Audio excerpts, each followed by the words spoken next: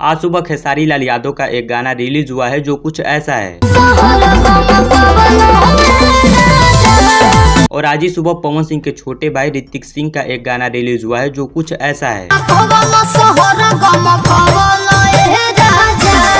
ये दोनों गाना सुनने के बाद बहुतों का कहना है कि खेसारी लाल यादव ने पहले पवन सिंह का गाना चुराया और अब पवन सिंह के छोटे भाई ऋतिक सिंह का। आइए इस मामले को थोड़ा गहराई से जानते हैं और आपको दिखाते हैं गाना एक्चुअल में चुराया किसने है। सबसे पहले ऋतिक सिंह के बारे में जानते हैं। ये 5-6 साल से भोजपुरी इंडस्ट्री में स्ट्रगल कर रहा है और अभी तक कुछ खास नहीं कर पाया है, ना ही इसका कोई अस्तित्व है भोजपुरी इंडस्ट्री में। ये जब भी गाना गाता है पवन सिंह का पूरा फेम यूज करने का कोशिश करता है और अपने हर गाने के टाइटल में लिखता है आ गया पवन सिंह के छोटे भाई ऋतिक सिंह का सॉन्ग और गाने पे व्यूज कितना आता है। तुम्हें शर्म है? कुछ शर्म आया है?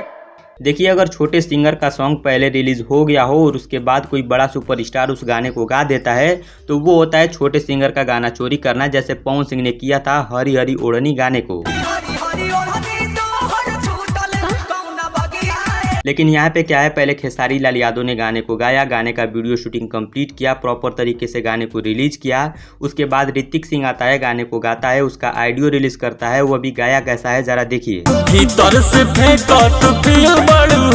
ठीक, खेसारी लाल यादव का इतना भी बुरा दिन नहीं आया है कि तुम्हारे जैसे चूतियों का गाना चोरी करे। अरे पता है, थोड़ा बहुत डॉलर कमाना चाहते हो, पवन सिंह का नाम ले लेके 4 साल से कुछ नहीं उखाड़ पाए तो अब कुछ नया ट्राई करने का कोशिश कर रहे हो। लेकिन और भी बहुत तरीका है, जैसे मोनू अलबेला को देख लो, टुनटुन यादव को देख लो, खेसारी लाल यादव का नाम लेके गाना गाते हैं और उनका गाना 100 मिलियन व्यूज क्रॉस हो जाता है। इसके गाने का एवरेज व्यूज होता है 15,000, 20,000, ज्यादा से ज्यादा 50,000, वो भी पवन सिंह के छोटे भाई के नाम पे। लेकिन आप इस गाने का व्यू जाके देख लीजिएगा, मैं दावे के साथ कह सकता हूँ कि इस गाने पे एक दिन में 1 लाख व्यूज क्रॉस हो जाएगा। अब आपको थोड़ा खेसारी लाल यादव के इस गाने के बारे में बताते हैं। गाने का पोस्टर और टीजर कल आया था और आज सुबह ये गाना खेसारी म्यूजिक वर्ल्ड से आया है। गाने में खेसारी लाल यादव के साथ नजर आ रही हैं सपना चौहान। दोनों का परफॉर्मेंस लाजवाब है, एक बार आप भी देखिए।